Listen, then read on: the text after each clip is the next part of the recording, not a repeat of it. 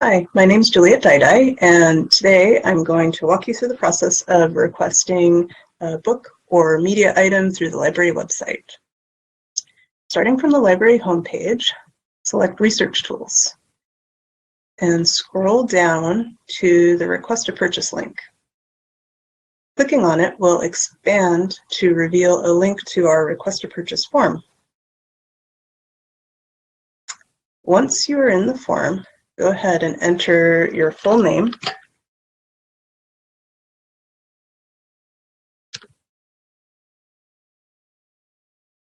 and contact information. This helps us let you know once your material is available to be picked up and checked out. You can also enter your status if you'd like. It's not required, but can be helpful for us to know. And we do require your departmental affiliation. I'm just going to go ahead and put other, not applicable. So we do ask for the title and author or creator. This just helps me to make sure that I get the correct item that you're requesting, because sometimes things can have similar titles, but very different materials. So you can also enter this information if you'd like. Sometimes it's really helpful to have an ISBN. That's another way of identifying the correct item. Or the edition can also be very important. And sometimes people put a link to, maybe a product page or the publisher page, which can be very helpful as well.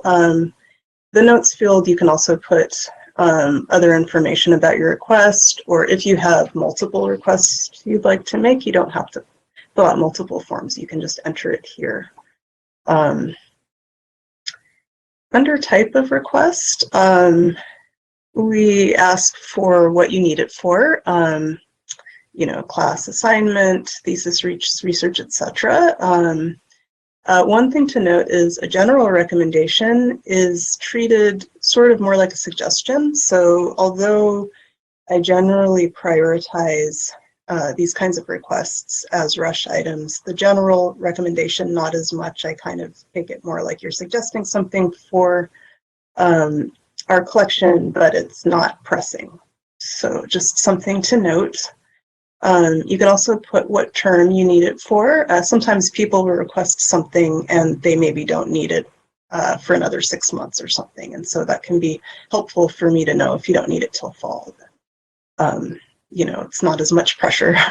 But we also, you don't have to, but you can put the course title or course number if it's attached to a course. This is especially helpful for course reserves. If you're a faculty member and you want to put something on a course reserve, it's helpful to have that information here. And then we want to make it convenient for you to pick up. So just let us know if you need it for Hillside or South Campus, and we will route it to wherever is convenient for you.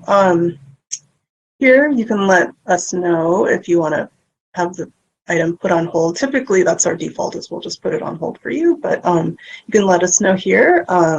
If you only wanted to be contacted by email, you can put that here, or if you don't want to be notified. And then finally, there's just a little function down here just to make sure you're not a robot. So go ahead and fill in whatever word is written and click submit.